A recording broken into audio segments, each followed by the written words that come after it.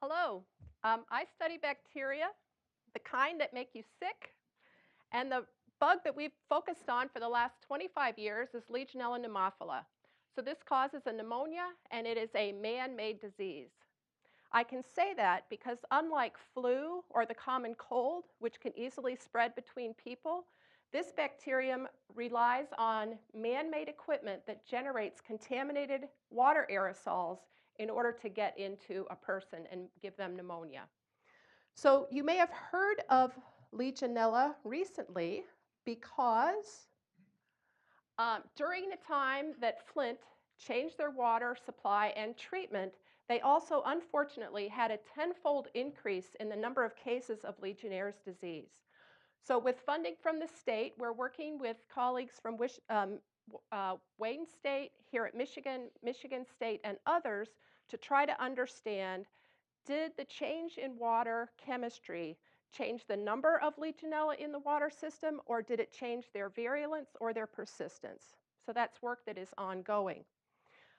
Now, one of the problems with Legionnaires disease in water systems is that this bug is very hardy, and we learned that from an outbreak in the Bronx in 2015. In this case, the source of the contaminated water was identified. There was a cooling tower on the top of a hotel that was spreading this contaminated mist.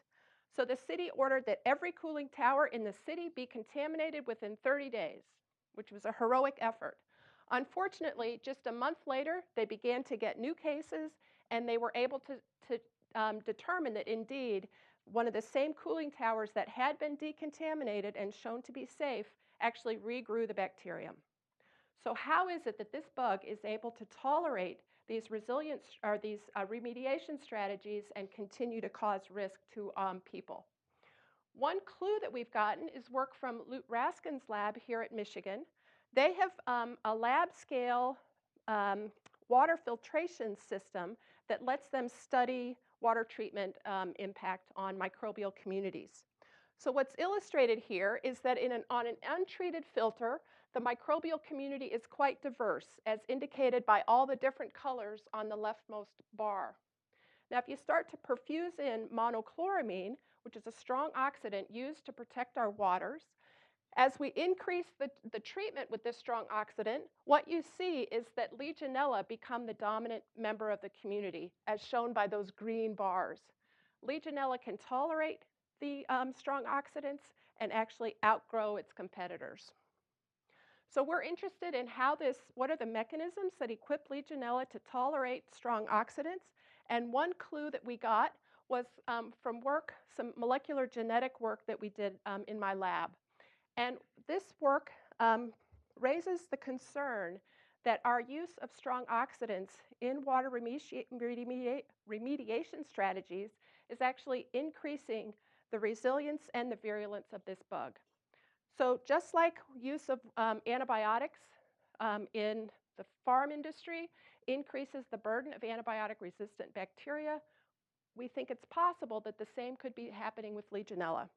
So let me just show one data slide to support that.